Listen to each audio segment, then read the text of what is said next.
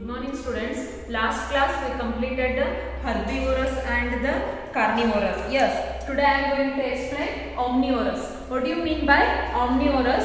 Omnivorous eat plants and animals. Yes, yesterday we learned only eat animals but only eat the herbivorous eat only plants, carnivorous eat the only flesh. Here omnivorous eat plants and animals. They find the food easily as they are opportunistic eaters, which mean they eat what is available. Many omnivorous change their diet based on the season and the habitat. Example, bears. Deer eat both meat and plant food. In a spring, they eat a fish. In the fall, and they eat berries. And also, ostrich normally eat grass. But if lizard is available, they will eat them as well. Yes, no? If it is available, then it will eat. One of the best example of opportunistic eaters is raccoons. Raccoons aren't very pick eaters. They eat mice, frog, fish, insect, fruits, vegetables, and even garbage also. Bears eat both meat and plants. They eat fish in spring and berries in the fall. Other examples are ostrich and the raccoons. If they eat flesh also and vegetables also, means what about the teeth? Omnivorous have the dentition that is suited to process a variety of both meat and normal food. Most omnivorous have a different kind of teeth in different areas of the mouth in such a way that they handle a different kind of food also. For example, human. Yesterday only we discussed human also omnivorous, because humans eat veg also and non-veg also. Use the canines and the incisors to cut the molars and with the premolar for grinding, like some carnivorous that use their teeth to capture a prey. Some omnivorous have a teeth that help them reach their prey, like rodents that have a long and continuously growing incisors with which they brick, howick and wood wires and so on. Then claws. A claw is a curved pointed end of an animal's toy or finger. See here.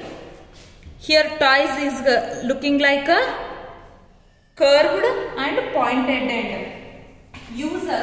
Claws are used in a carnivorous to catch and hold their prey, but in addition to this, it is also used to dig, climb tree of a defense and for professional grooming also. And claw for bird. Bird that prey on have a claw called the talons. Without these, it would be though for the bird to hold their food. Some birds use claw to defend themselves. Claws used to defend themselves from enemies. Birds and beak. Beak means we already learnt in the earlier class. Beak. Birds and beak. Beak means this one.